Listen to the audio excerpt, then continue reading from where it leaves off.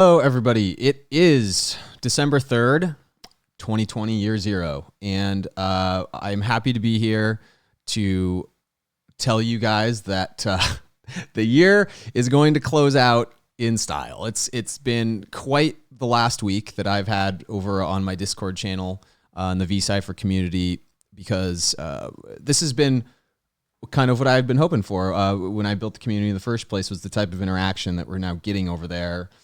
And tonight's presentation is actually going to factor heavily into some of the source material that you guys have been sharing. Shout out to Womp Womp screen avatar over in my channel for giving me quite a few of these resources that we're covering tonight.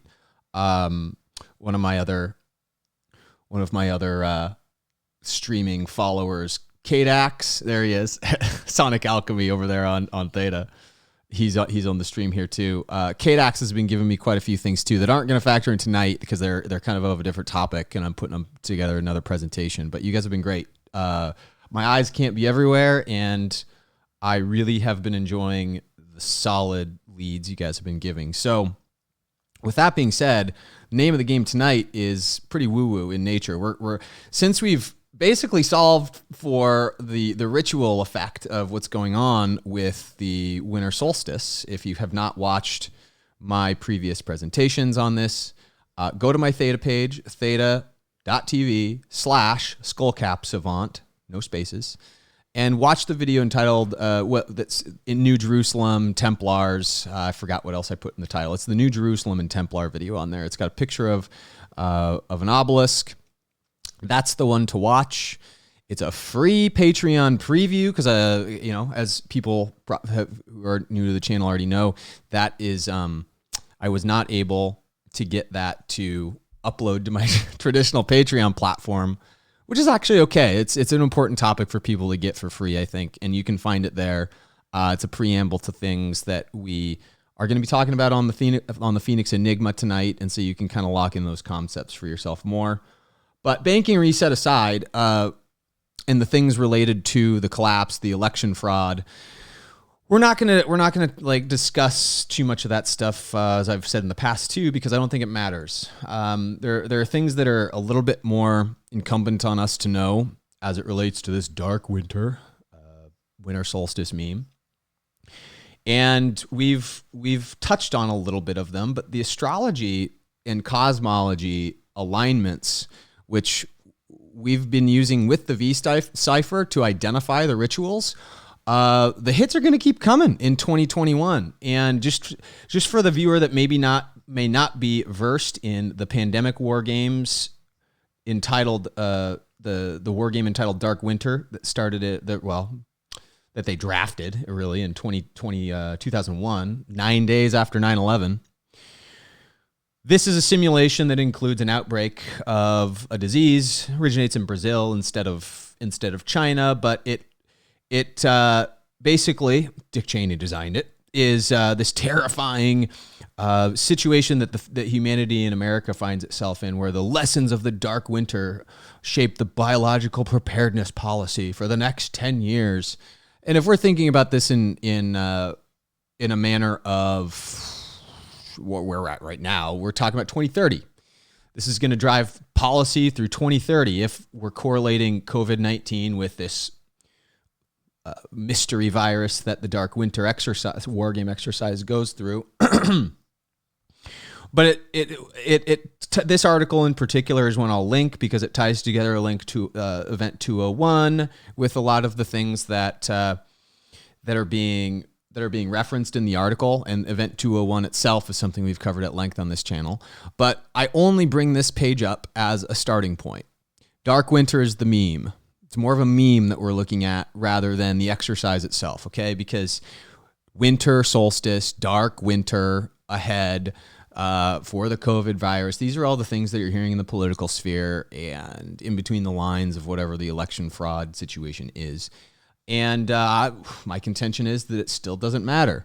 But as is the case with V-steganography, we always have to investigate what it is that our mind is being turned away from. I've used the metaphor before where if there's a naked woman walking down the street, everybody else is looking at her. I'm looking the other way to see what I'm being distracted from. That's the nature of what we're living through. The elections are the naked woman. And we got to look the other way to find out what's happening. And along with this dark winter, cold winter type, dark winter, cold winter, long winter. These are types of linguistical qualities that you can add in with this particular meme, perhaps. And we're going to explore what I see with some of this stuff. I've got in my Theta channel, just to pause for a second, Derek says, I don't think I'm going to be able to be on your guys' level of understanding. Still struggling with terminology, etc. Yeah, that's okay. Some people are where they are, Hideo. You just got to keep watching. You've got to keep watching the old videos to catch up is all. And sure enough, the knowledge will transfer. Tune into Corey's show tonight, and you'll learn. You'll get a lot of these blanks filled in.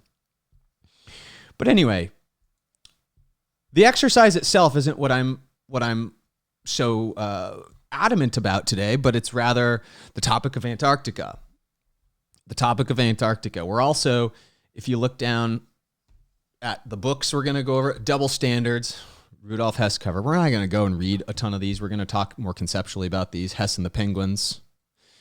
Strange case of Rudolph Hess in Antarctica. We've got David Hatcher Childress's book, Antarctica and the Secret Space Program to the Current Space Race. And then Antarctica's Hidden History, which is by Dr. Michael Salla. So we've got David Hatcher Childress and Michael Salla are going to be the two main authors that we're referencing today. However, it's all related to Antarctica. So woo-woo Antarctica 2020 and beyond. You'll see in the hashtag I'm attempting to propagate a hashtag this year that is hashtag Space Aliens or Bust 2021, because there is so much to Antarctica, as we're going to find out tonight. Just in the last week, this stuff is just pouring out of everywhere I can find. Not to mention, there are referential qualities to some of the other more mundane woo-woo stories out there. Everybody's seen the monoliths by now, right? The monoliths in the desert and stuff. So what I hope to do is get to these books and intersperse them throughout. But I just want to set the stage with actually some of the research that we've been doing live with Dragon Ball Z. Because as you might be able, hold on here, I've got to actually get this up. There we go. Oh, you know what, guys? I think I might have to do display capture instead. Nope, it's not going to work. My new setup, I didn't test beforehand, and so this is a technical difficulty you're going to have to forgive me on. It is not capturing direct from it's not capturing direct from the window that I want it to. So we're not going to bother with trying to get it to work. I will have to explain what the Dragon Ball Z memes are all about instead with some visuals online. We'll just run an audible here. So let me get the window up that I do want, and we'll get back over here. We'll Trunks and Goku speak. Let's see here. Here we go. YouTube video. This is the best I'm going to be able to tell. Future Trunks talks to Goku. Okay, so this happens this is the clip. I think it's pretty close to the clip I was going to show. But there are some events coming up this next year where we've got some key markers from Dragon Ball Z that I want everybody to pay attention to. Trunks, as it were, just for people unfamiliar with Dragon Ball Z, he is a time warrior. He travels in time, and we've talked about the Templars being time warriors, fighting battles across time. Templar, temporal warrior, right? So it's pretty easy to see the the correlation between this character Trunks, who's a Super Saiyan in Dragon Ball Z, and what it is that we can look at for the Templars to be saying. So Trunks has already traveled back in time, and in this scene, unfortunately, we're not going to get to see him kill Frieza or King Cold, but these are two. That was part of the thing that I was going to show, but it's less important than what he has to say here. And what he does is he comes back in time, immediately thwarts Frieza, and immediately thwarts King Cold within the matter of like 5 minutes, and does it like with one hand behind his back type of thing. So if you're looking at this as the Templars being quite adept and capable of thwarting this dark winter meme, remember King Cold and Frieza are a lot like winter memes, don't you think? And it's even more interesting when we figure out what Trunks has to say based on this. So I'm gonna hear him talk. I think this is the clip. I'm pretty confident, and we'll see if it's the piece that I need it to be. Take this when you get sick, and you'll be fine. Yeah. It is not the piece I need it to be. Of course, it's not. Hold on. Trunks and Goku speak about androids. Let's see here. Oh, here we go. This will probably be a better clip. Come here to tell you that. I have to. Here we go. This is the right clip. I'm so sorry, guys. I should have really tested out whether or not my window is going to be up. Sorry for the snafu. Here's the correct clip. Trunks is talking to Goku. About something. Oh.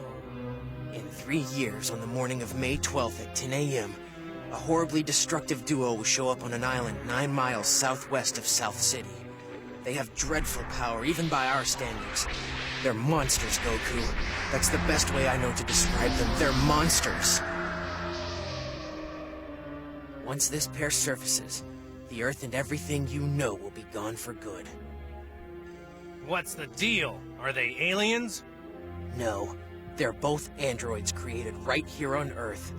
Their creator is Gero.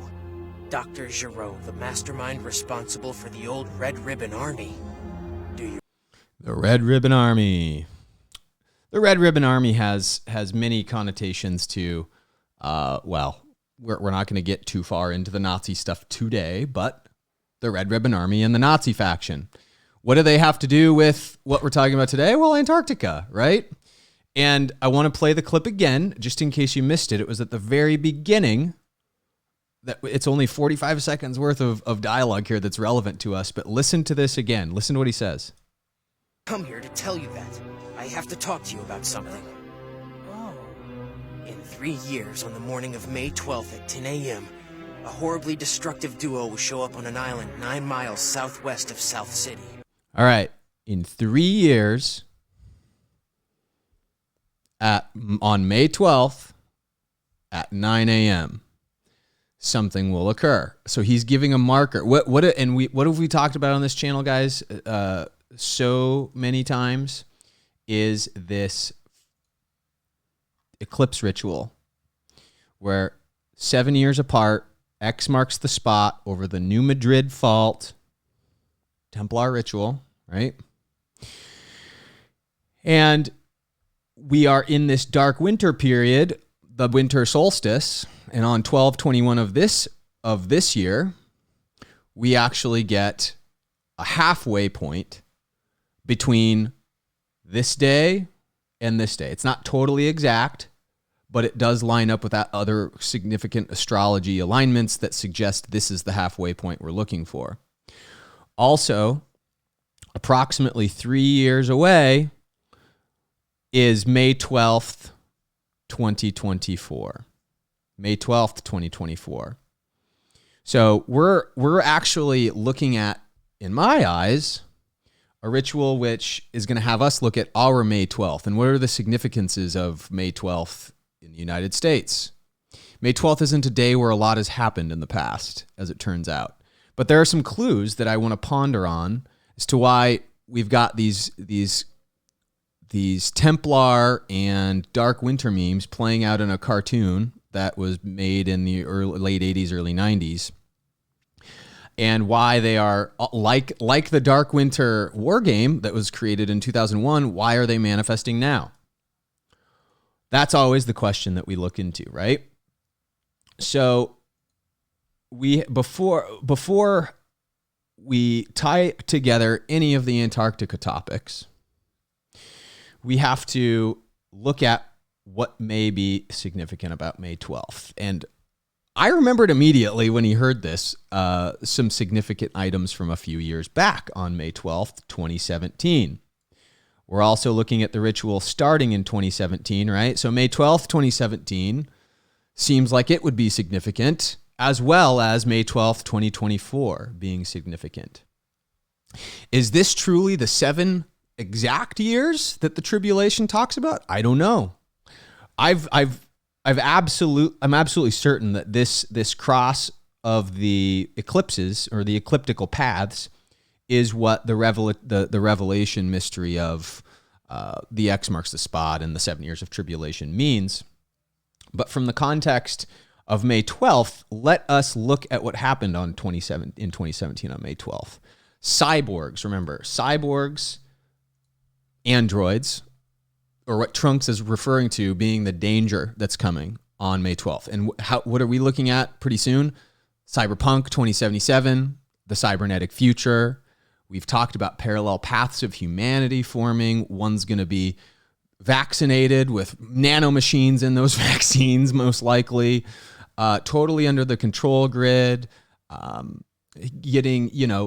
getting cybernetic implants in this world. And then you've got the naturalists, people who don't want any of that shit in their lives, people like us, where we're going to buck whatever that trend is, choose not to do business with anybody that has kind of a background in whatever this cybernetic android future is. I like to think we're kind of more of the Saiyan class if we're comparing to Trunks, right?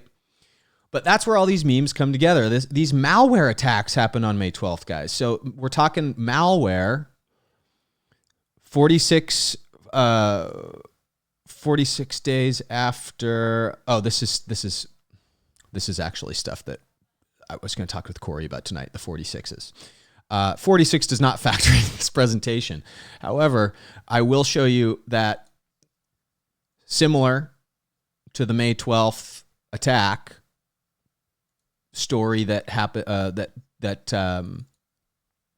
that Zach Hubbard over at Free to Find Truth blog covered here on June 27th. If you go back to closer in time to when the event happened, if you recall, you may actually remember this, the WannaCry virus. It was a computer virus. It wasn't the COVID virus, but it was a virus of sorts.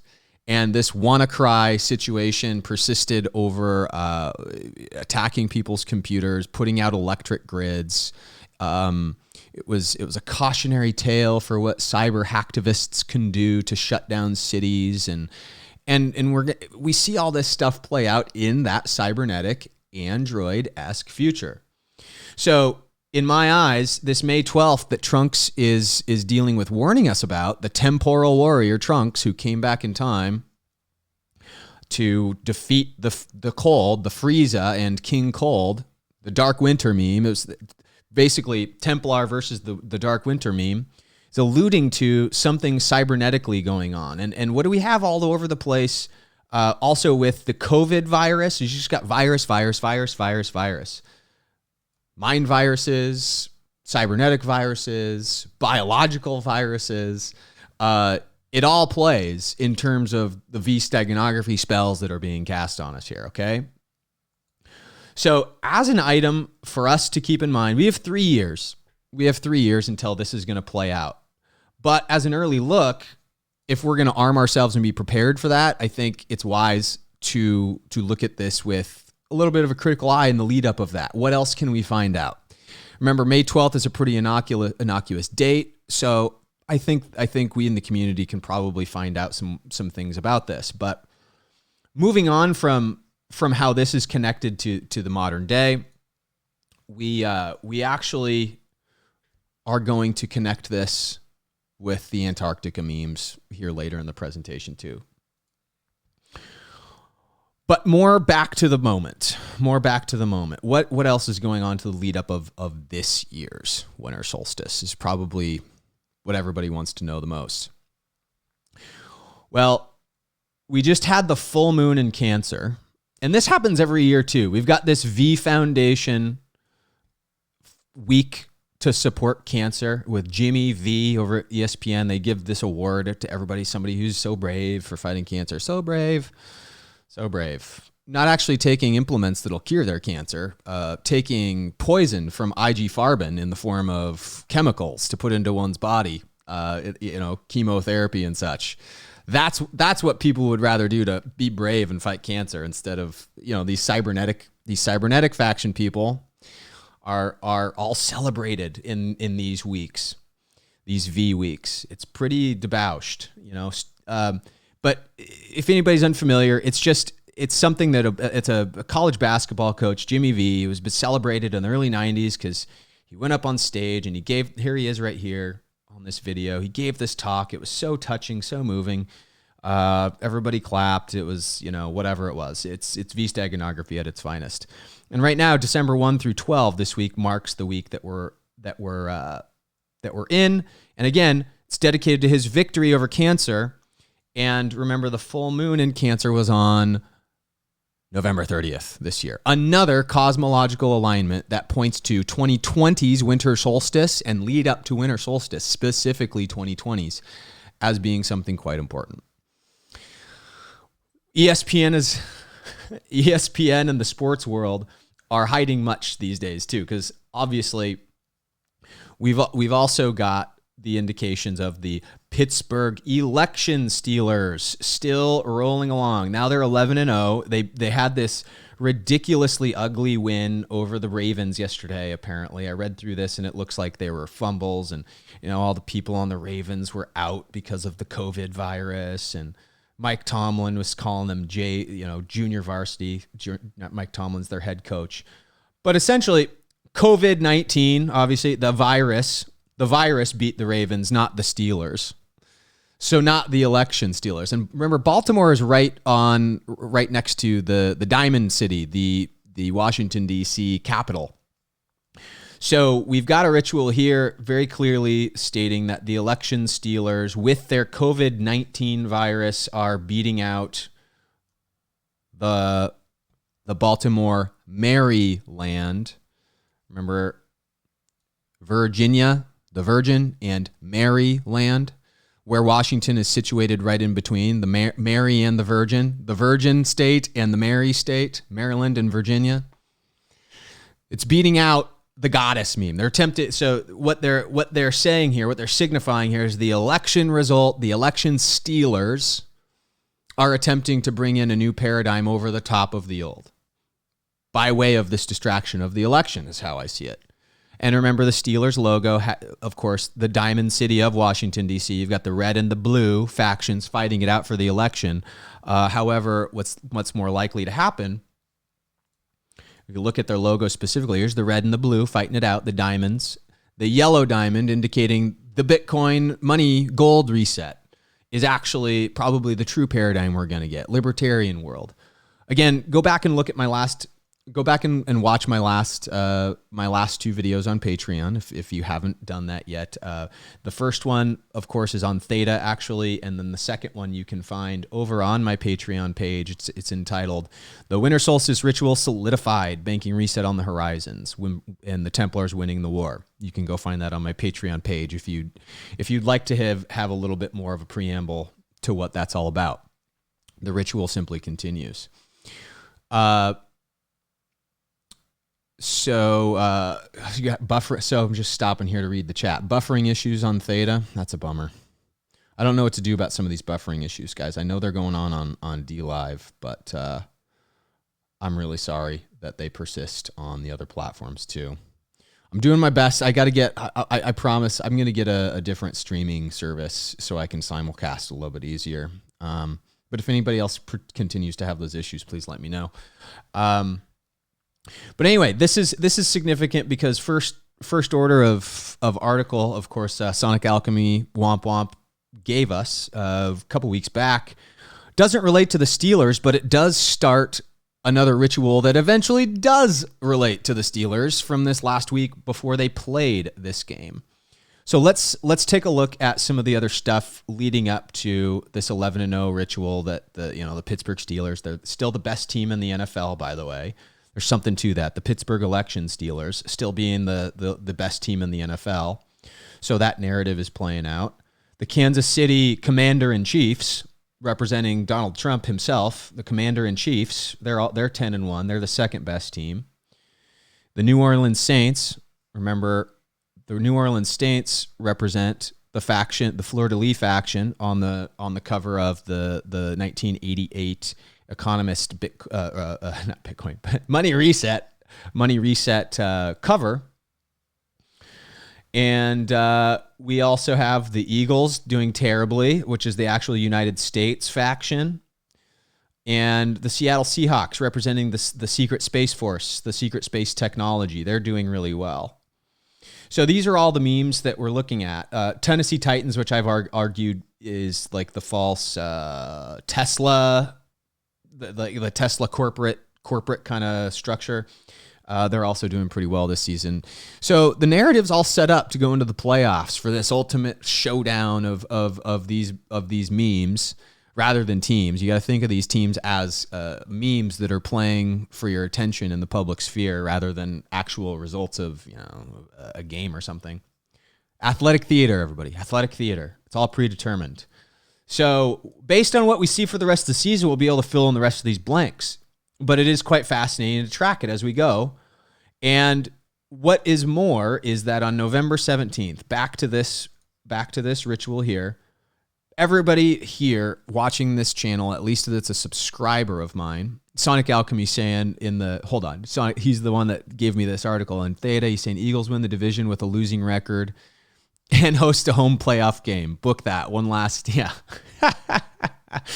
That might actually happen because if you look at the standings, if you look at how terrible this division is, it's basically up for grabs. Everybody's awful. And whoever does win it is going to be with a losing record. And truly, like, what's the rest of the Eagles' schedule here? They've got they got the Packers, the Packers, the Saints. They're just going to lose every single game.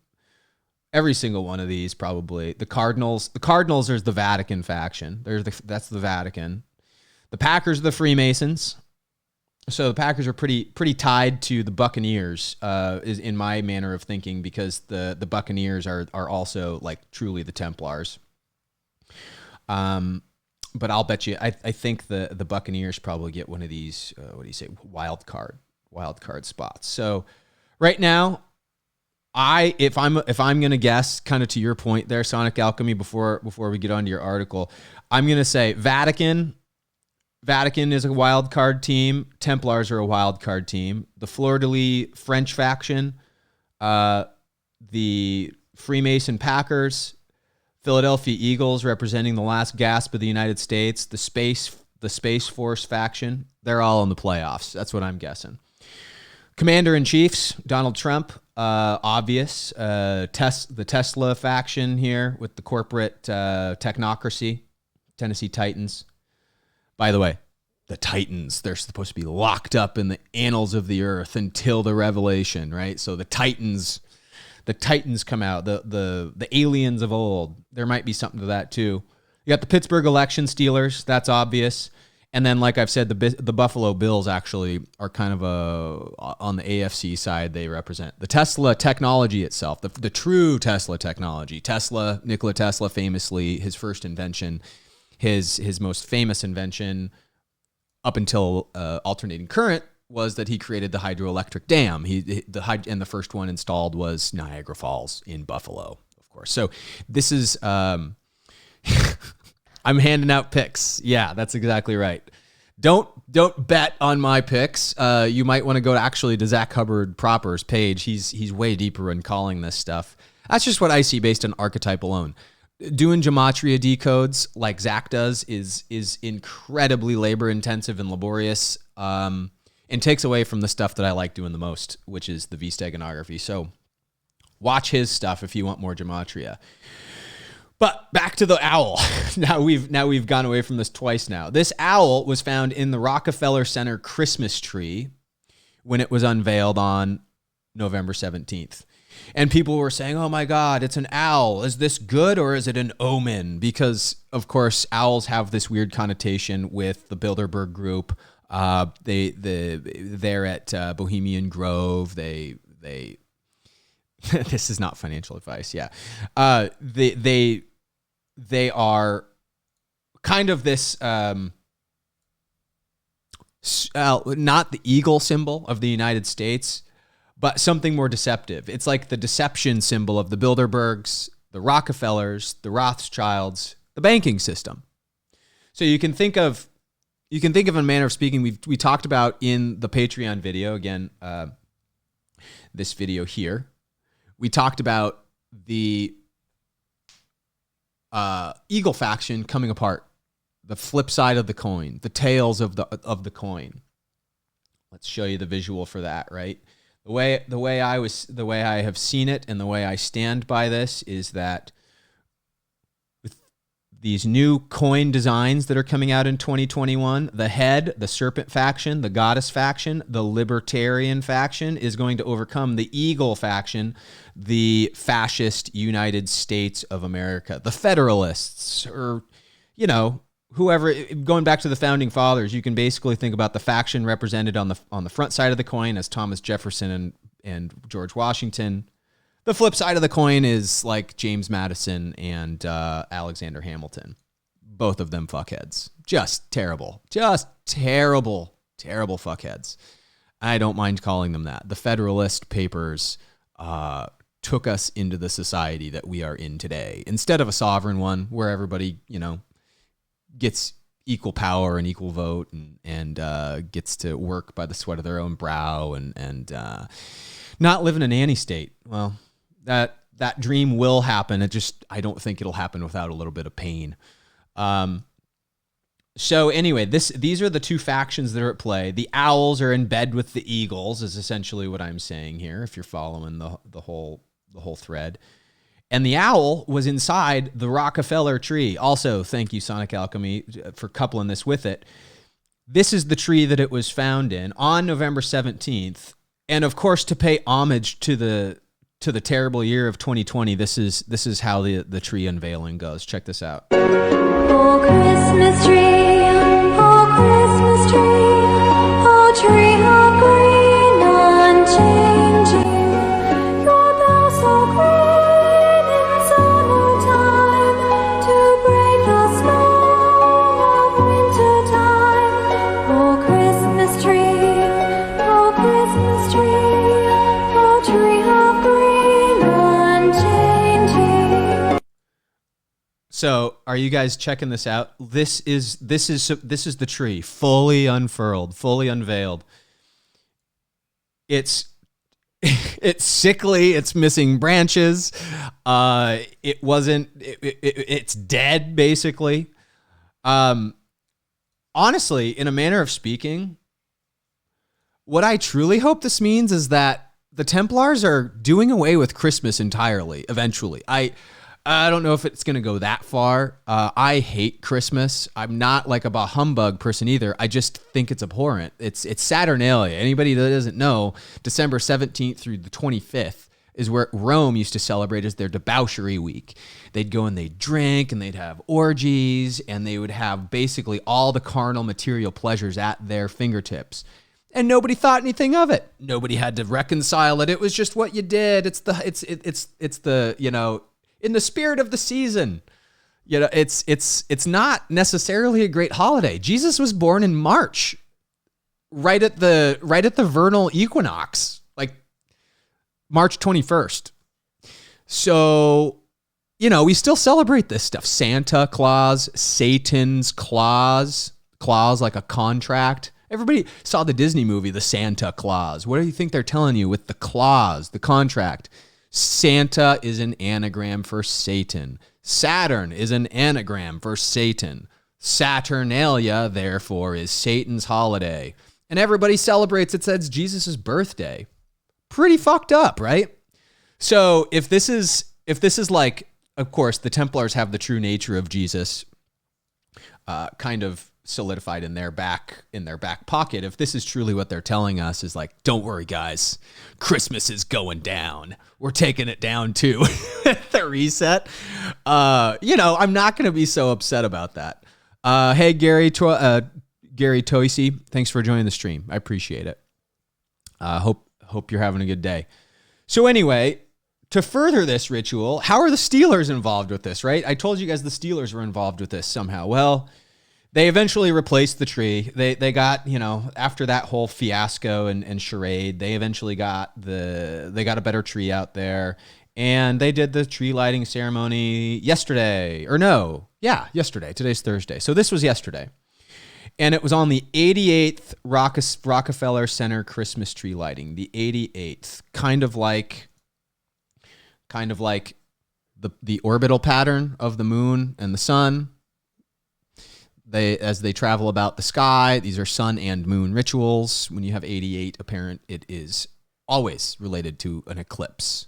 88 is very, very commonly used with eclipse rituals because of that fact, because of the pattern that both planetary bodies, neither one of them are a planet. The sun is a star and the moon is a spaceship. So I guess I have to get my terminology down. Sonic Alchemy, what do you mean by clock in the sky? Oh, clock in the sky just based on the 88s. Yeah, I know what you mean. Yeah, I see. So what was interesting about this, though, was that because of this outbreak of COVID in Baltimore, this game was supposed to be played last Thursday on Thanksgiving. It did not happen on Thanksgiving, and they got pushed like 3 times until it was now conflicting with the day that the tree lighting ceremony was supposed to happen. So when you go look at, again, this Steelers win over the Ravens, this game here was supposed to happen on Thanksgiving. Okay? This game was supposed to happen on Thanksgiving. This is the day that it ended up happening and conflicted with the time spot. So now that you're seeing, hopefully what we are seeing, this is Adam Schefter, somebody that works for ESPN. Hopefully you're starting to grasp that this whole election steal nonsense is part of the eclipse ritual. And therefore, what are we doing talking about the eclipse rituals? The winter solstice. The winter solstice is what it's all about. Okay? So this is only going to get deeper as the presentation persists, guys. This is just the beginning of the weirdness. Antarctica factors in, of course, to all of it. But before we get there, I wanted to show you another piece of story. I think this comes from Kate Axe. This one actually does come from Kate Axe on my community. Thanks, Kate Axe, for finding this image. Because while I knew that on December 21st, Saturn and Jupiter were going to conjunct, I did not know that it was going to happen with a V pattern leading up to it. This is incredible to me. I mean, this doesn't surprise me anymore when I see this stuff. I mean, the V steganography speaks for itself in terms of the truth that it hides. I think everybody has come to realize how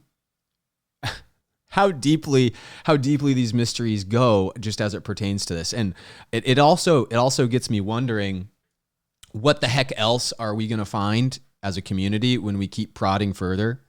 Because there are for sure other ciphers and other perspectives for us to have when we're decoding stuff. And I really hope you guys take this stuff and run with it a little bit, because when we hit 2021, it was funny because Sonic Alchemy actually was talking to me about another thing he found that I'd done a video on all the way back at the beginning of the year, the CERN X17. It was the beginning of my whole year 0 2020 exercises. Here, I'll go show you guys the video I'm talking about over on my channel if you're wondering. I've done this whole year 0 2020 series, and this was the first one in it. And it was funny because I went back and I watched this morning just because I was like, I gotta go. How did I start this thing? And you know, if we're going back to this video, there's also another 88 in that Sonic Alchemy.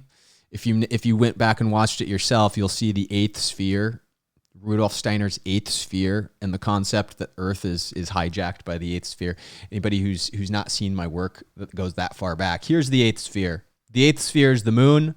If you recognize these are all the planets in our system, what the fuck is Vulcan though, right? What the hell? What's Vulcan? It's a V word. Well, you actually correlate these to the chakra system is what you do. So Earth is the heart chakra. It resonates with the heart. It resonates with Christ. That is the consciousness that we need to embody in our lives right here. So here's the Christ consciousness. Here's the chakra system. Vulcan's here at the top as it relates to this, right? So here, 7, 6, 5, 4, right? 7, 6, 5, 4. There are 7 of these planets, but there's an 8th sphere surrounding the Earth, as Rudolph Steiner would put it, and it is a mind control spell that the moon is casting. This is the 8th sphere, a representation of this control grid that we live in, whatever this mimetic soup that we're occluded with. The moon is inside of it, and it is the mechanism running the show. So here's your 8th sphere. 8 total bodies, 8th sphere is mind controlling us. The argument is that the being or entity of Ahriman, or Satan incarnate, essentially, if you're thinking about it this way in Rudolf Steiner's mode of thinking, is the Wedico virus. There's your other virus, right? We've talked about Wedico viruses. Viruses are going to have factored heavily into this in today's chat already. But pretty interesting stuff, guys. Go back and just watch the beginning of the 2020 streams if you haven't done it. For you, Hederic, especially, we've been talking pretty considerably on the Discord channel, I know. But that's where I would recommend. I have on my channel, I'm pretty sure I've got the playlist all set up for you. If you actually go to my channel and go to playlists, I've got some blockchain stuff, but where is it? Here it is, 2020 Year Zero playlist. If you just hit that, it'll play all the stuff relevant to 2020, and you'll catch up on pretty immediately. Well, not immediately. There are hours and hours and hours of viewing that you have to do, but you'll get the gist. So these are the things that are happening with astrology in the stars, and in addition to the planets of Saturn and Saturn and Jupiter aligning, I want to just speak a second to the 2 planets themselves. Jupiter, in Greek tradition, always represented kind of this Christ consciousness energy. That was where it was benefic, as they say, to the Earth's resonance, to its own Merkaba structure. It resonates well with it when it's in certain aspects. Jupiter is debilitated in the sign that it's in right now of Aquarius, where Saturn is strengthened. So basically what we have at this conjunction period is the ultimate battle. If you think about it this way, if you think about it in terms of Revelation, the peak of the tribulation, right, which we're at the very peak of it, halfway in between these 2 eclipse events. When this occurs, it's the ultimate battle of good and evil.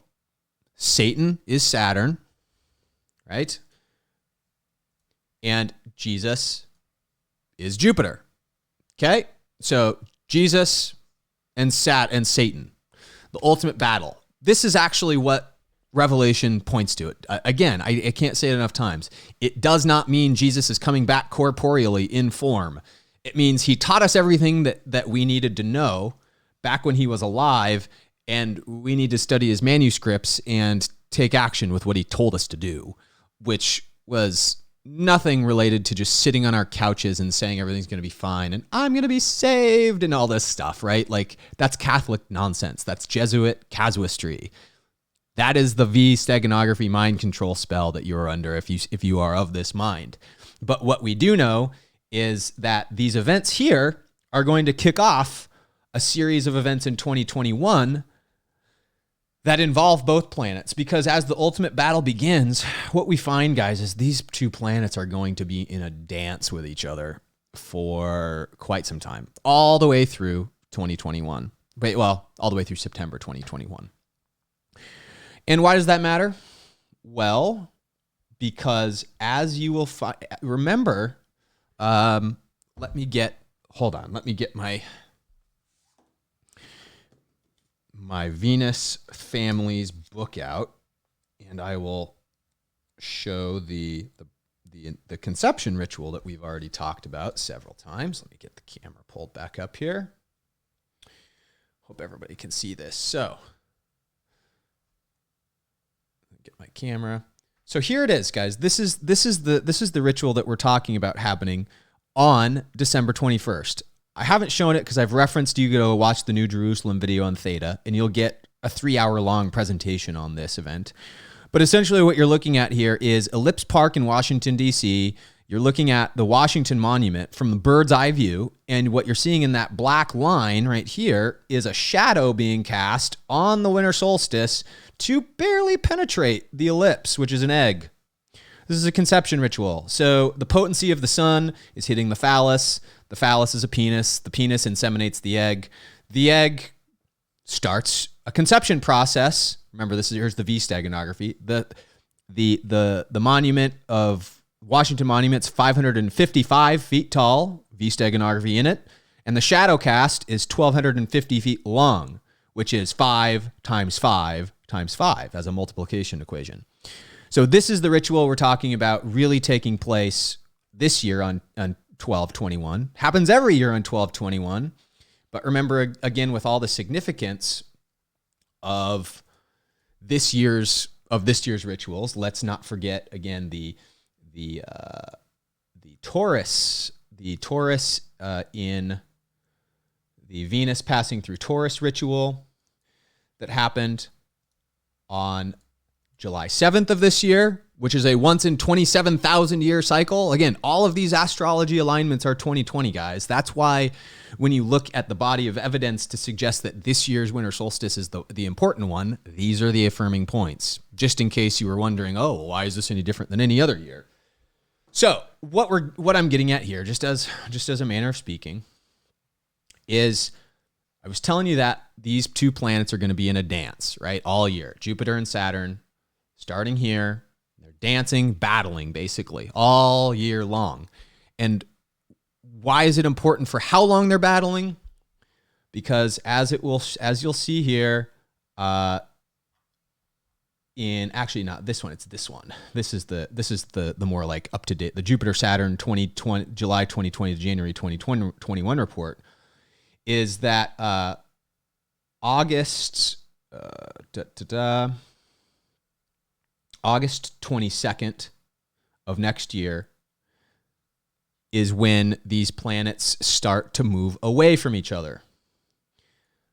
That is 9 months almost to the day of the conception ritual. So you have a 9-month gestation period, is what I'm saying. What does this mean in terms of our timing for things? Well, I do think it means that we don't have a government collapse like day and date on the 21st, because I do still have a conclusion and a very educated supposition that the government is coming apart. We are going to have a government-less, as close to it as you can recognize society. And by the time August 22nd rolls around next year, when the birthing ritual starts, rather than the conception ritual, when the actual labor pains start on August 22nd, we're going to start to see the actual consequences of this. Because as you can see, they're squaring and in sequisquare with the sun, trine with the sun. Saturn then becomes trine with the sun 7 days later. It's going to be really friggin' chaotic when these planets all year are just back and forth and back and forth. I actually, let me get this pulled back up. But here we go. Sorry, I forgot to pull the screen back up. Here are the dates I was talking about. September 7th, the sun is sequisquare with Saturn. August 30th, it's sequisquare with Jupiter, a week apart from each other. Then they go trine, a week apart from each other, kind of like back and forth. This is going to be probably exhausting, like I was just saying, on the human psyche. It is likely going to be an even rougher year in 2021 than this year if you don't have the right perspective. I mean, 2021 was a little bit rough from the perspective of we didn't know 100% it was going to happen. If you were following my work at the beginning of the year, you had at least a little bit of an idea that at least the space tech future was going to factor in some way. The V steganography and the astrology was always part of this. It's just been building over the course of the year as I've done more research to tie all of the clues together. And now we seem to have our correct tapestry that we look at. And that's to say, if you have crypto in your possession, you are going with the flow as it relates to space aliens and what we're going to find in Antarctica throughout 2021, where we're going to end up this presentation, then you're probably going to be better off. But for the average person, these tend to break the mind. These realizations tend to not go over so well with the general population. And so COVID lockdowns are going to continue. Remember, we're stuck with bioweapon for 3 more years almost. Almost the entirety of the entire rest of this tribulation period, we're stuck with bioweapon coronavirus. Hashtag bioweapon, hashtag CCP bioweapon, hashtag CCP virus, hashtag PLA sucks. All of these things. We didn't have to have the virus to go along with it, but it looks like it was, especially if you're thinking about the Trunks and Templar Dragon Ball Z thing at the beginning we talked about. It kind of looks like this was at least known that the battle was going to take place. So May 12th, 2024, remember, is the date that we're looking at for that piece of it. But other than that, we also have this coming year, Mercury and Venus conjuncting. Hold on. I'm going to find all the instances of Venus because I didn't highlight it. Venus, nope, dope. Venus Chiron. Venus Neptune. Sorry, guys. I highlighted this in my other browser and it didn't carry it back across. Okay, here we go. Conjunction with Aquarius on February 13th. Okay, so this is actually 2021. Mercury and Venus are very important calendrical planets, much like Jupiter and Saturn. They interact with each other and they create conflicting aspects. So when they're conjunct, so just like a conjunction looks like this, when both planets in respect to us in the sky kind of match up, they basically overlap each other. That's what conjunction is in astrology terms. And when Venus conjuncts Mercury, it will be a week after this, week after this year's Super Bowl. 6 days, rather. 6 days after the Super Bowl. What does that have to do with the Super Bowl in particular? I don't know yet. I'll be honest, I don't know yet. I know that it's connected though. There's just an intuition about this, just because, again, if we're going to go back through Mercury, guys, we'll go back through all of the things that Mercury represents, back to my traditional, get my images up because I didn't have them. Here we go. For those that are uninitiated with Mercury, Mercury is Hermes. Hermes, the Hermetic knowledge, the Hermetic secrets, basically it's the ancient Pythagorean knowledge that we've talked about so many times in these videos over here on Patreon. Especially in this one right here, the Pythagorean roots of the Tesla technology. It's knowledge that goes back a really friggin' long time, and Thoth, Hermes, and in our manner of speaking, Mercury. Thoth, Hermes, Mercury, it's all the same thing. It's all the same symbology. And it represents the Hermetic staff, which is, of course, our chakra system, which I was talking about even just a second ago with the eighth sphere and all of the planets that represent this. But it also tends to be reversed with the V steganography. So the lambda tends to have Hermes. When you use the lambda glyph, Hermes is in full benefic strength, but it's also in the V form of mind can be reversed and put people into a fascist state of mind. And we've always had this with the fascia the fasces on the back of the Mercury dime, and the fasces on the house or the wall of the House of Representatives, which of course is the main invention of the Federalist Papers. We have the Federalist Papers to thank for the fucking House of Representatives. Sorry for all the color in the language tonight, guys. I'm a little bit tired of the establishment at this point. I'm getting more tired of them as the days go along. And so my language is getting a little bit more colored as it relates to them, because I really, really want to see this government come apart. I don't care about the consequences. I can handle my own stuff. And I hope all of you can too. You know, be your own bank, securing your own crypto in your own possession, all that good stuff. But just having a head about you as we course into this stuff, because it's the only thing that matters. Christ is the only thing that matters. And Christ within you as a person, not believing in some fantasy about Jesus coming back to life in this time. Okay? So anyway, Mercury conjuncts Venus. Venus is the goddess planet itself. And so what are we going to see this day? I think this might be a key day where the Venus faction starts to make real strides against the Mercury reversal. Maybe reverses the Mercury tendencies back to where they need to. Remove the fascist tendencies, right? So this is what I see in terms of the astrology patterns, and why it's important for 2021 is because disclosure, the apocalypse, all of these things also related to the book of Revelation. We're going to find out a lot of secrets. The history mystery, hashtag history mystery. Again, the main one, hashtag space aliens or bust 2021. But we are flying blind is the problem. We're flying blind in terms of satellite imagery that we can gather of a specific variety, because they've decided to demolish the Arecibo Space Observatory. So the public no longer has ability to discern certain data-driven facts, because that's all that really ever came out of this. You weren't seeing like images come out of the Arecibo telescope, but it was a data parsing center for the cosmos.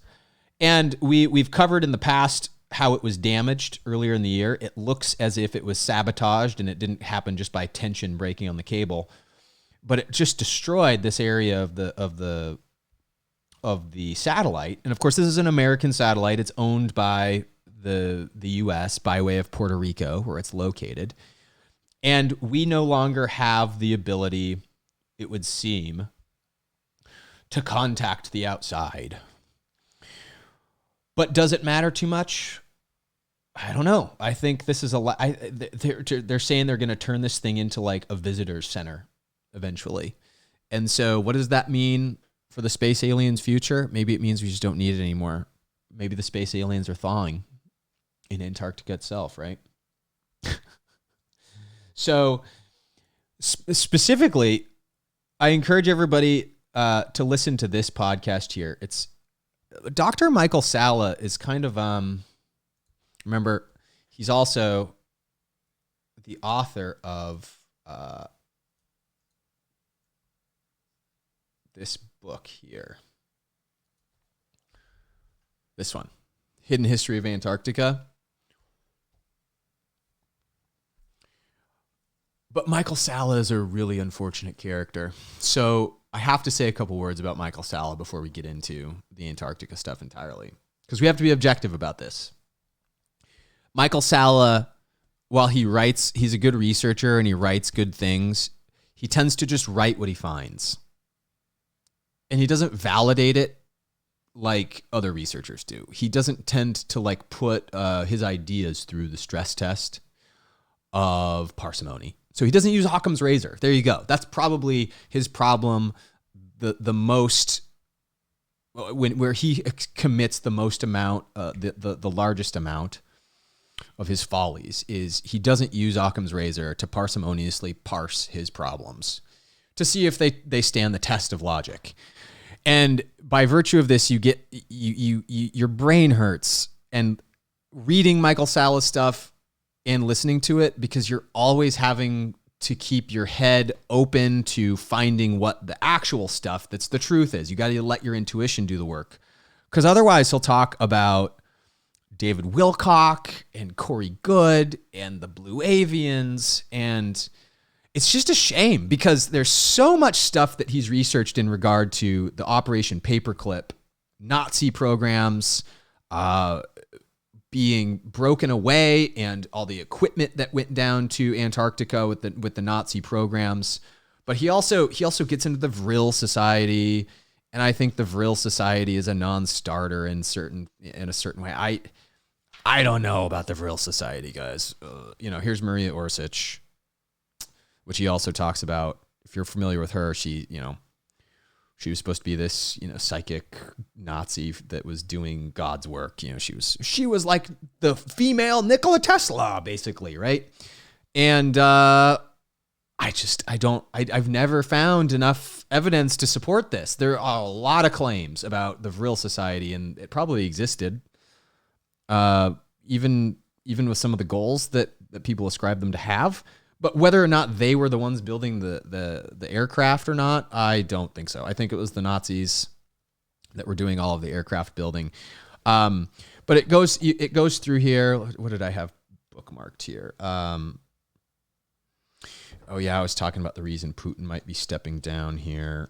Let's see what else they've got. But the big things that I think are kind of neat about his research are the anomalies he's finding just on the surface. He does accurately point out some of the anomalies at Mount Vinson with a V, Mount Vinson and the adjoining mountains, and some of these things that are happening in terms of just the surveying knowledge that we're able to find, because everything else is tough. I'll show you guys why. Because this company, Leidos, keeps it all secret. Leidos is an offshoot of DARPA, and I think Boston Dynamics had something to do with their creation too. But SAIC and Leidos both are both kind of the government entity corporations that are gating all the information to Antarctica. And unless you are a employee or an insider of these guys, or are down there doing some of the excavation, it's really hard to validate what anything he passes along that Corey Goode is saying. Corey Goode claims to be the reincarnation of Enoch, guys. It's a retarded thing to listen to and follow. If you're a Corey Goode fan, I'm sorry. You need to have your head examined if you listen to Corey Goode and think what he says is good. Hold on, Corey Daniels actually calling me right now. So speaking of another Corey, just a sec. I'm going to answer him. Tell him, hey dude, I'm just finishing up with a stream. Can I call you back in a bit?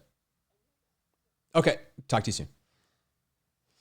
Sorry guys, that was Corey. He was calling to coordinate for the stream tonight. So there's the marker. It is happening. And just in case you weren't sure if it was going to happen or not.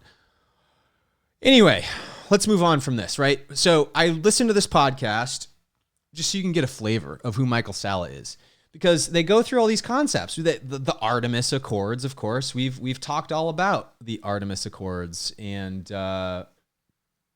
where's the Artemis Plan. Remember how I've mentioned this is absolutely a lambda. There's the Earth. But then you've got the moon with the menstrual blood. And this is some sort of a moon ritual in and of itself to send somebody to this first woman to the moon in 2024. 2024 is huge. We're talking about the eclipse ritual. We're talking about the May 12th android fiasco about to take over the Earth unless the Earth's warriors can reject it. But it's really these types of images that have been coming out that I like about Michael Salla's research that I wanted to point to today, because again, here's a book you want to read if you really want to find more about the Nazis. in Antarctica themselves. Hess and the Penguins. Double Standards is another one about Rudolf Hess. Rudolf Hess is the character to study. If you want to know about esoterica and Antarctica, Rudolf Hess was Hitler's number 2. He was a Hermeticist himself. He grew up in Alexandria, Egypt, and he was an alchemist, essentially. So there's that. And then a lot of the other research that you find that's great. This is kind of the premier book on Antarctica in general. This just came out this year. Best thing I've ever read on Antarctica is David Hatcher Childress. I've got other books and stuff here too at the house that I need, bombard you guys with Antarctica novels and stuff. But I'm just giving you guys some reading material to corroborate a lot of what we're finding today in 2020 as we go into 2021, because there's weirdness in these books, and that's really all I think I have,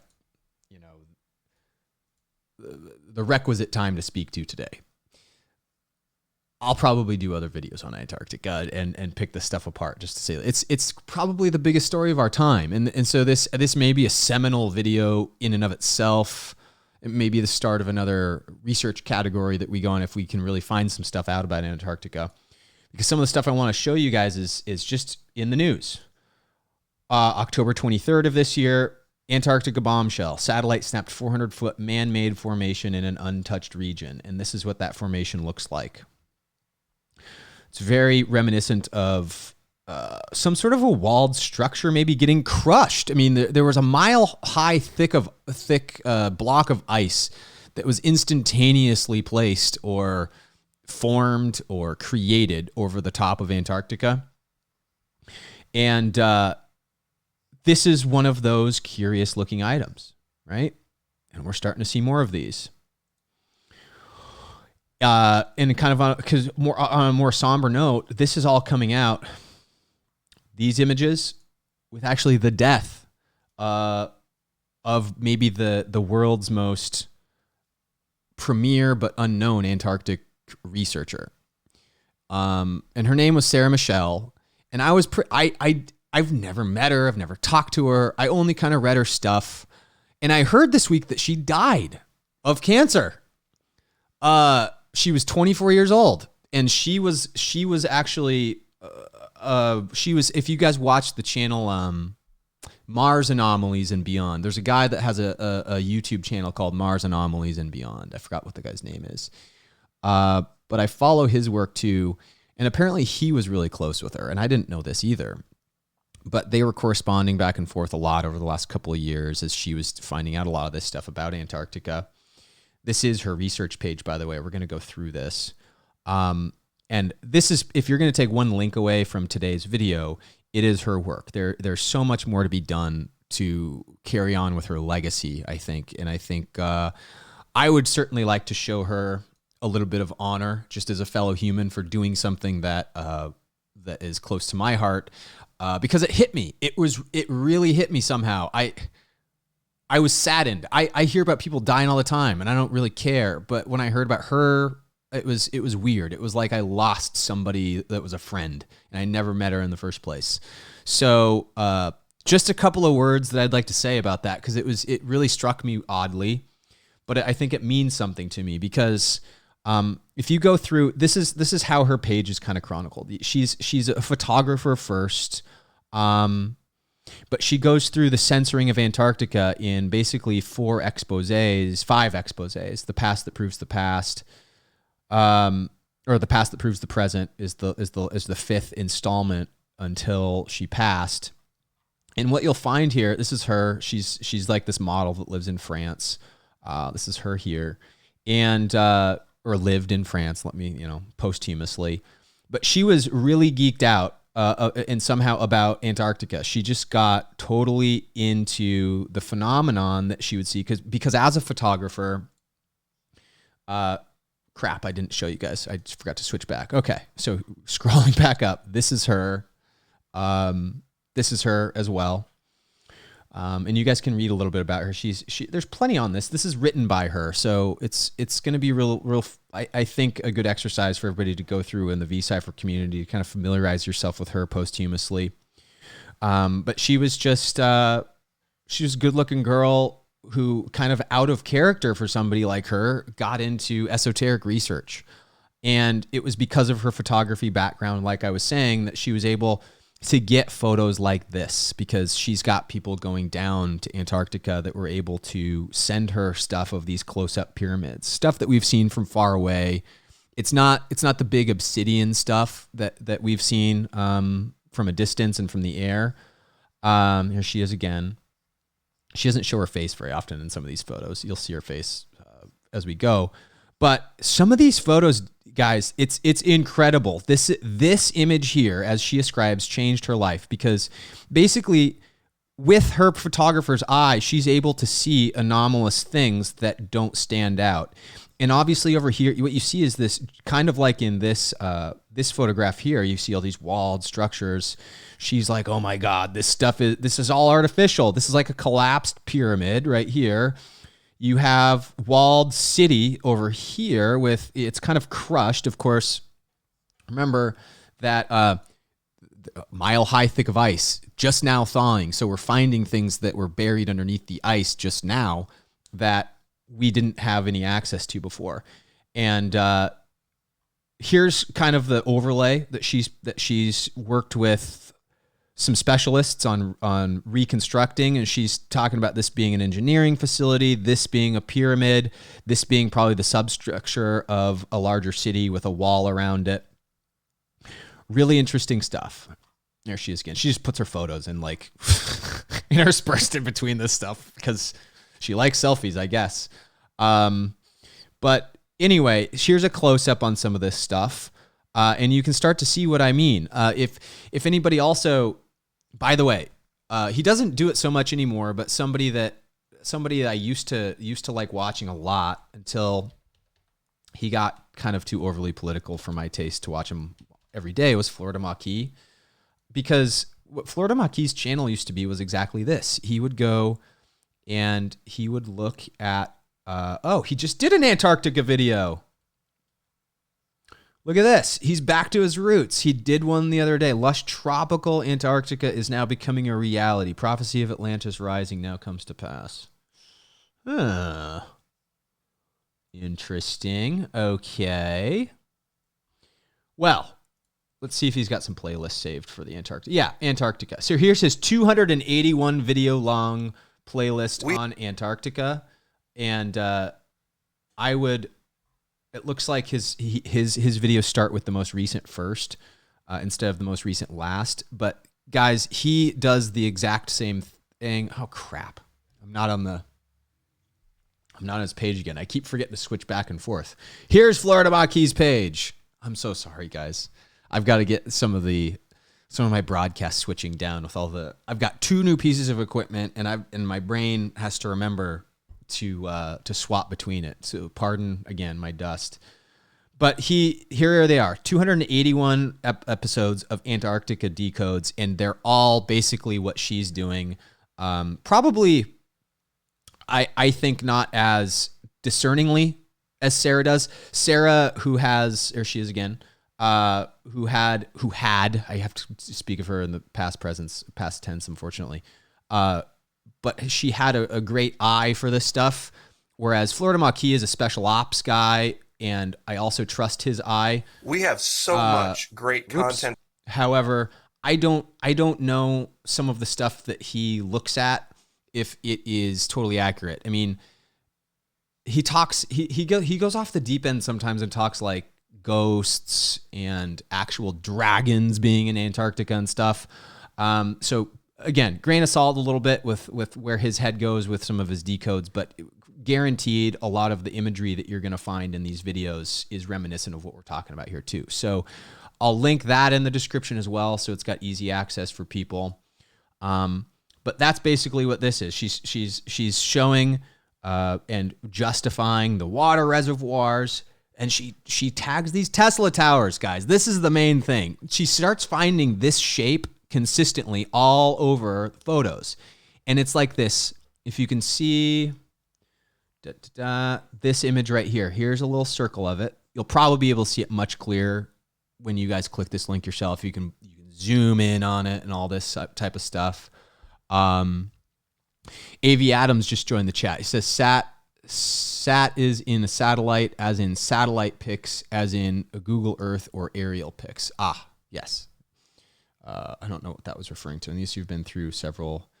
1, look at the pics, then 2, verify in-person cycles is easy to see too much in satellite pics.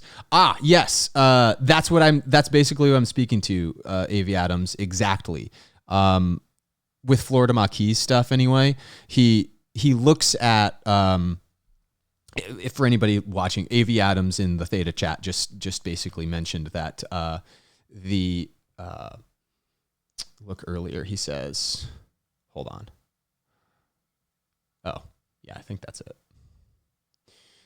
He's basically talking about, Apophenia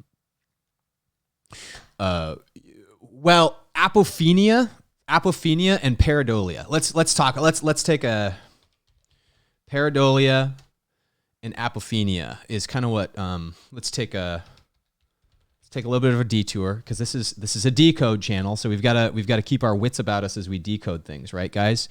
So, these are a couple of concepts that you got to know when you are researching Antarctica. So thank you for the thought, AV Adams, because this is definitely something I forgot to put in the presentation. The reason why Sarah Michelle's research is so powerful in terms of these Tesla Tower things is because they're consistent across several photographs. She's able to find this same shape and create a reference point for herself. Hey, Kadax, thanks for joining the stream, man. She's able to create reference points for herself, which proves validity. This is essentially all we do as it relates to V-steganography from a rote point of view. When you can find incidence rate being repeated in the same way, in a similar pattern, there's obviously something to look into. And that's what she's doing. But what I'm saying Florida Maquis falls victim to a lot is this pareidolia, which is the tendency for incorrect perception of a stimulus as an object, pattern, or meaning known to the observer, such as seeing shapes in clouds, seeing faces in inanimate objects, or abstract patterns, hearing hidden messages in music and all that kind of stuff, right? I mean, this one's weird. Like hearing messages and hidden messages in music is like, of course, subliminal messaging, which is a thing. It's probably Wikipedia propaganda a little bit, trying to dissuade you away from certain items. But also the researcher, this is what I'm saying, Mars anomalies and beyond. This is the guy whose YouTube channel I also recommend watching, who finds things on Mars. He does not fall victim to this nearly as much as Florida Maquis. Like his accuracy rate on finding stuff on the moon and Mars is incredible. It's absolutely man-made or manufactured or artificially manufactured stuff that he finds most of the time because of how out of place it is. There are tubings that he finds. He actually goes through Photoshop and he takes doctored images from the source material and he enhances the burn rate on them so he can actually see if a photo has been photoshopped, and he does his best to actually decode the occlusion in the photo itself. So he goes about a different way, and I think he gets pretty darn good results by going through his matching methodology. But again, the second term, apophenia, similar to pareidolia, is relating to connections between unrelated things. So pareidolia is like seeing Jesus in your toast, basically, right? Like, oh my God, my toast burned and Jesus' face is in it. And apophenia is the tendency to perceive meaningful connections between unrelated things. It was coined by psychiatrist Klaus Conrad when he was talking about schizophrenia. Okay. So this would be like people drawing incorrect conclusions. Just like in V-steganography, right? Let's say,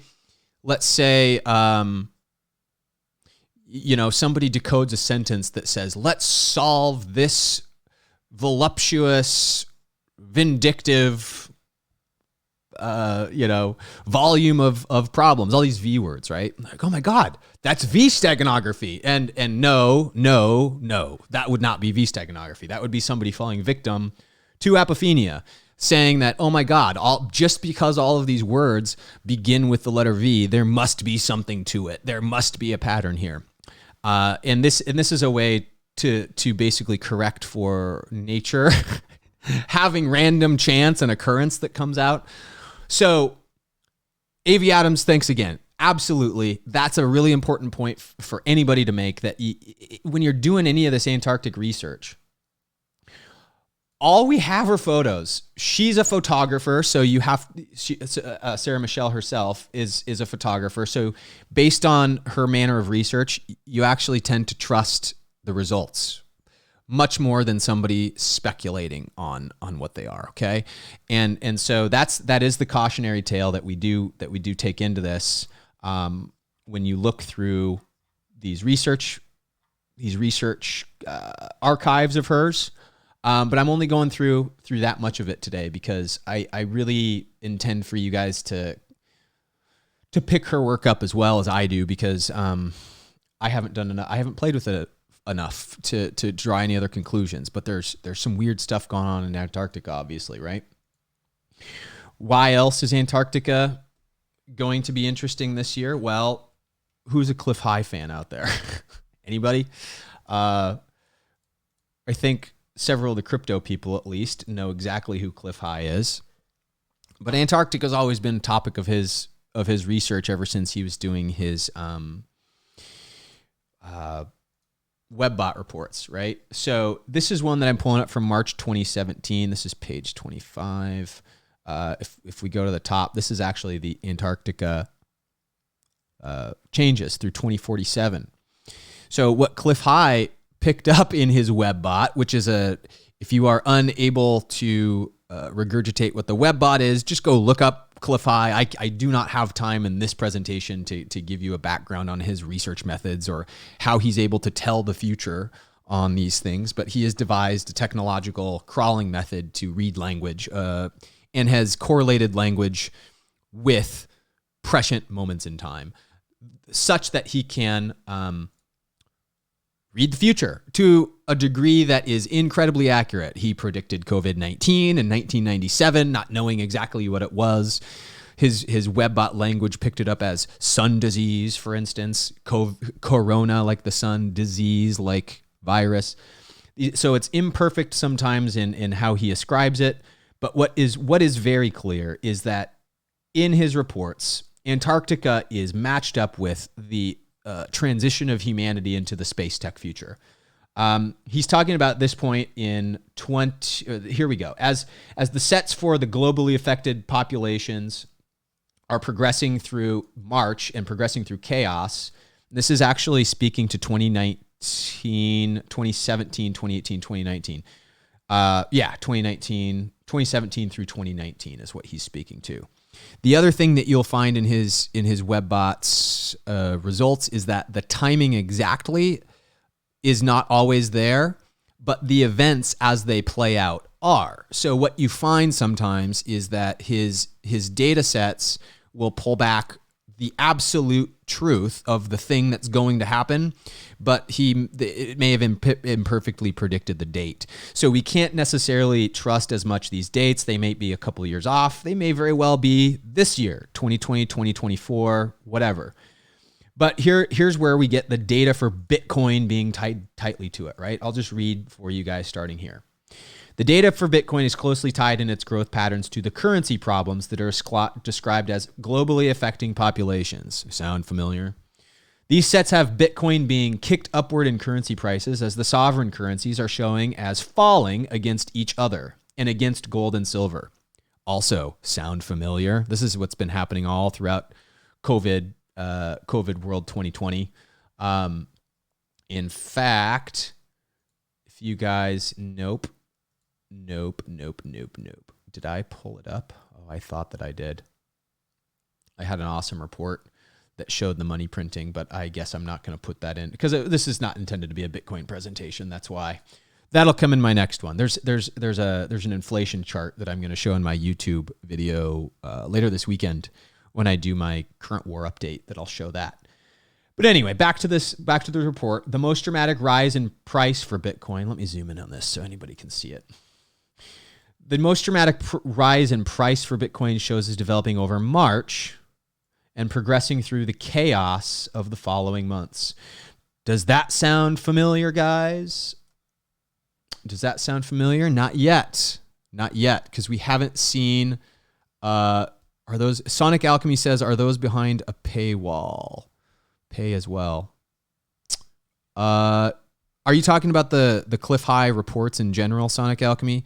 You can actually. I have these archived on my Evernote server. I have all of Clif High's reports on my Evernote server for $15 level patrons, I think. And you can access them in my drive there if that's. Yeah. Okay. That answered your question. Yeah. So that's where you can find these. I have them categorized under the report section. I think they're all denoted as quote unquote reports. So anyway, that's where you can get this. This is the March Alta 2017 March PDF.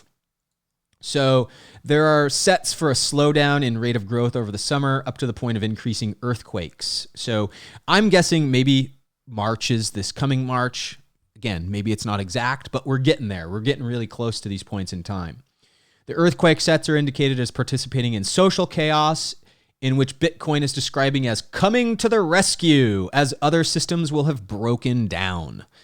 And of course, this hasn't happened yet, so we know that this particular March that's being discussed is not there. As these sets are growing, the data has a hyperinflation being noticeable within the real economy. Again, we have now twice as much money in the money supply than we did at the beginning of the year. Let me say that again. We have twice as much money that has been printed. We've doubled the money supply in 2019. But prices have not yet caught up with that rise. What that means is that you can anticipate inflation is going to hit you eventually. And again, that's what we're going to see. It more has to do with the supply chain chaos and all the current war stuff that I'm going to be talking about on the YouTube channel this weekend. But it does fit in here, obviously. So with hyperinflation coming, people, corporations, and banks are moving into Bitcoin. Further sets have the governments also becoming buyers. These sets are all cross-linked over the bonds markets and the substantial increases into interest rates. These sets have the U.S. Federal Reserve Bank becoming disenfranchised by the USA population. Note that these government patterns have a clear separation between the government and officialdom. Clif High, therefore, he just separates the government faction with officialdom faction. Officialdom is more just compliance, corporate control, agreed to rules that people go by. It's not like a headed organization like the government is. The officialdom sets are showing as wailing, crying, freaking out, bad behavior in public, and many other sets, including very negative emotional reactions. Yeah, I bet when people's assets and their portfolios and such all go to zero, maybe you're not going to have happy people. So we in the vCipher community are going to be relatively okay. We'll have each other at very least. But the public's going to be freaking out as the government comes apart and we trunch toward our libertarian society. It's at this point that we have linguistic temporal markers for the pending release of Antarctica information. That's what we're getting, guys. The release of Antarctica information that will be ahead of the disclosure of frozen technologies by mere months. How much do you want to bet that we're in that mere months time period right now, the lead up to this, right? We're hopefully finally going to get some answers as to the nature of books like this. and hopefully we'll find out if the Nazis are down there in a breakaway civilization.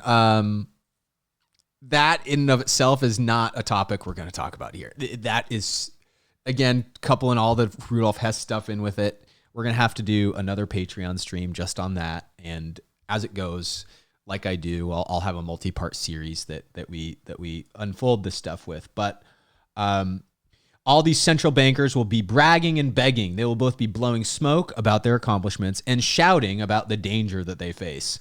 The issue indicated within the markets entity is that the people will not be buying the argument that the central bank death will equally cause society death. Society collapse is also happening because we have the supply chain breakdowns. So many of these sets have the central bankers becoming fools and charlatans in the eyes of the public. I think we're already there. Maybe not the mass public, but at least that's what we all think about them, right? There are many sets going to the idea that government will not be supporting the former and dying. They will not be supporting the former and dying officialdom in their hysterical screaming of existential crisis. So government and officialdom no longer talk to each other. Isn't that interesting? They lose faith and confidence in each other.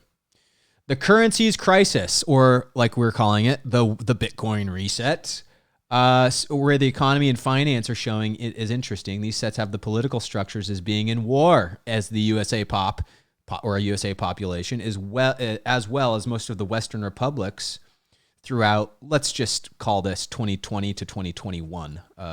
Let's say he's off by 2 years. I think that's probably accurate. These political structures having internal war are showing as impacting economic health globally by currency crisis focus over the course of 2019, right? That's what we saw this year. That's why I think this 2017, probably across the board in this report, can be 2019 or 2020, whereas this could be 2021. The increase in global activities have these sets, economic thought, financial system directed thought. Okay, and then the perceptible, very rare level of real information shows us the spark up, pent up for personal activities. Okay, so that's all I'm going to read from this report, guys, because for one, it's Clif High's work, and you guys should support him. You know, you can go find his reports and purchase them for yourself on his website at halfpasthuman.com. But if you are in the vCipher community, I have all the reports too, and you can read them for yourself just off of my Evernote server if that's an easier way for you to do it, and you can do so by at the $15 patron level. You'll both get access to the Discord server and the Evernote server for the research. So there you have it. There is that piece of information for you. Antarctica. I don't know what else to say. Secrets, the history mystery, they're all coming out. So how does it relate to what's been going on lately? Well, these monoliths have been occurring all over the friggin' world. This is no secret to anybody coming here. These have been all over the news, Twitter, whatever. These triangular monoliths, and don't exactly know what's at the heart of these things yet, but they certainly seem to be providing the same level of awakening as the Space Odyssey 2001 monolith pillar, whatever it was, did to cause a new perception in the awakening of humanity's consciousness. I think maybe that's what we're looking at here is just a ritual. I don't know if there's anything totally significant in and of itself. I think it's just a piece of metal, but I think the ritual of putting the piece of metal in place where it was is significant, if that makes sense. It was taken away, and then, of course, we have another one pop up in Rome. So we have a Utah desert, and we have one in Rome, which has it's actually not polished cleanly like this one. If you see, this one's nice and flat, nice and polished. This one's got all these weird, steel wool swirl marks, basically, from its polishing. And it would be really hard to prove if this was a cipher of any sort. But here, take a look at this photo of it. You see all these circles embedded. And as I was talking about in the Discord server, it kind of reminds me of the language of the octopus aliens from The Arrival, as they were showing us these circular linguistic glyphs.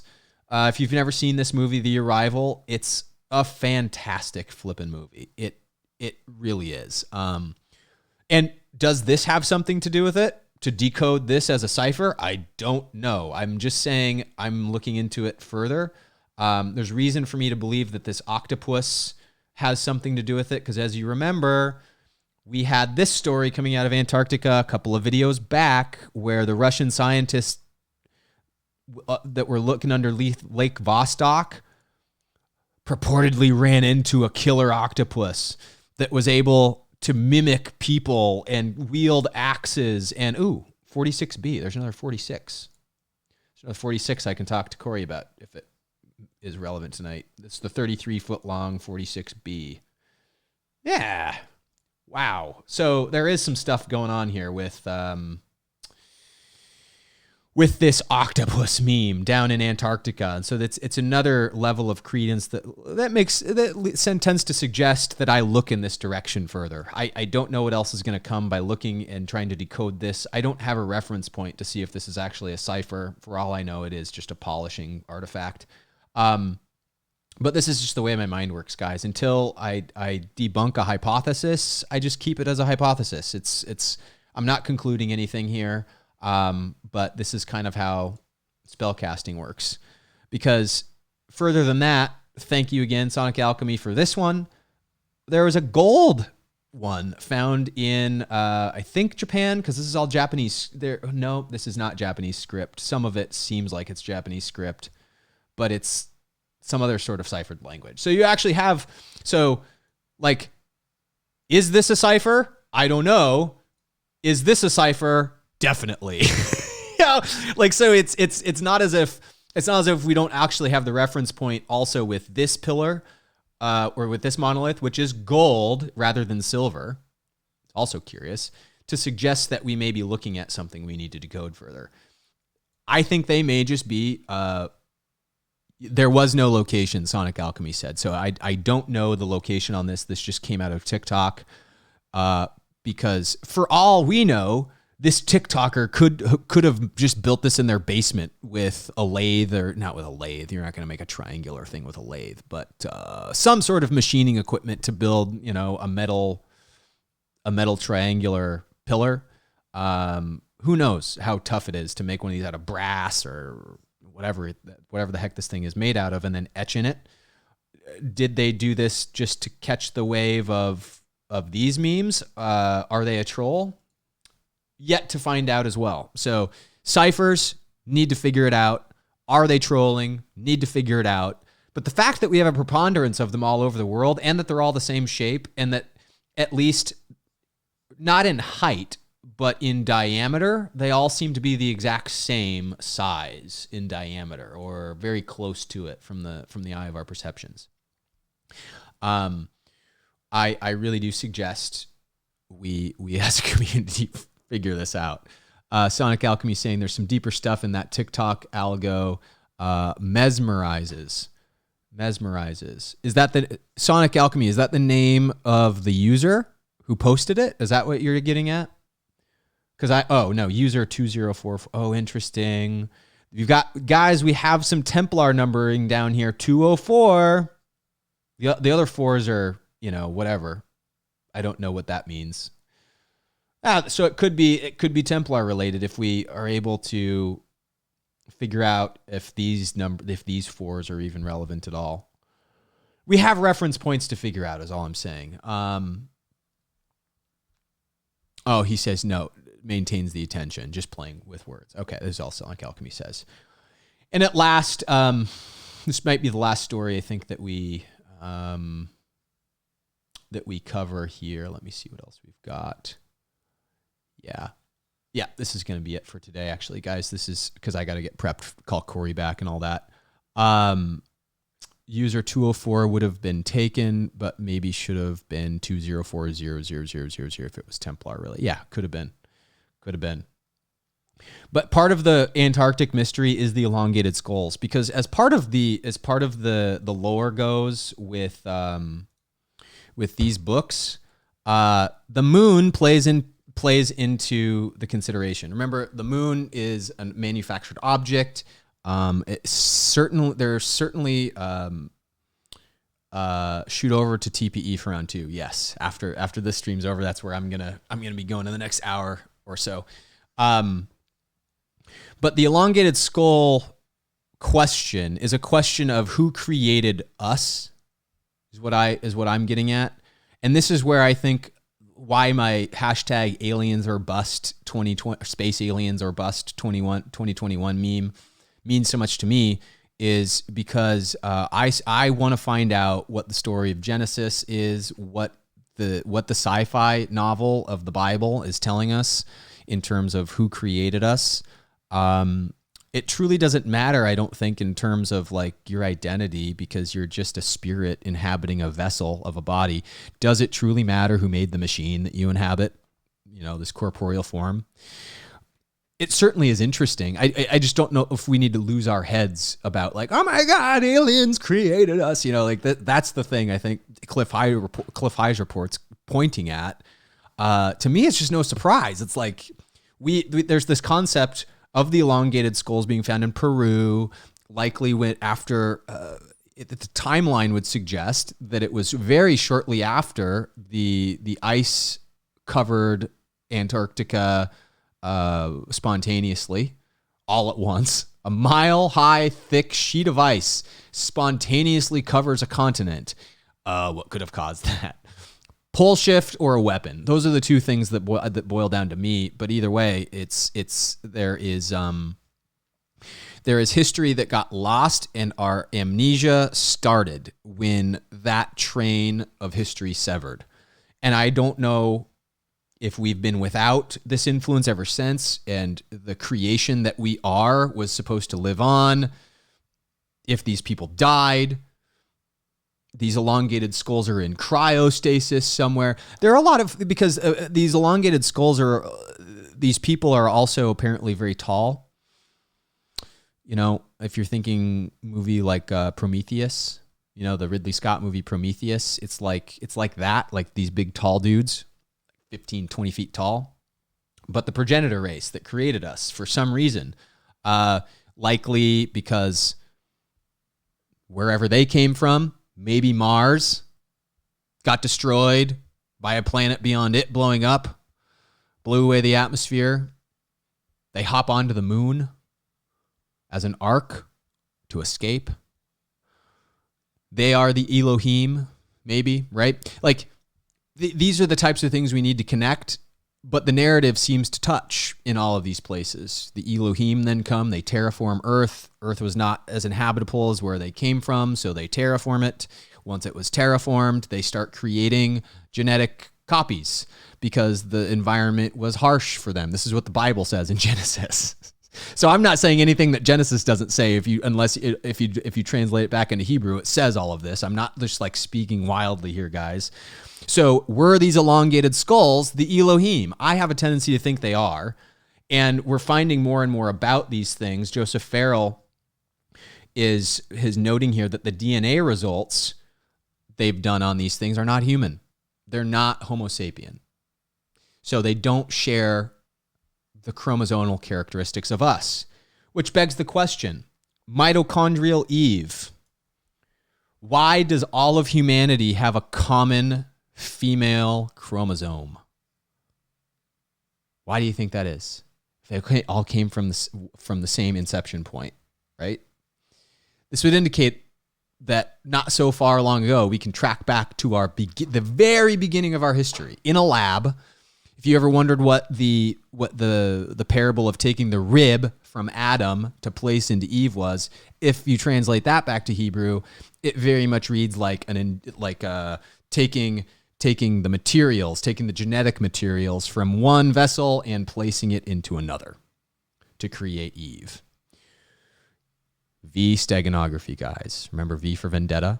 Remember Evie? Evie is the main character who is under Stockholm syndrome to identify with the V.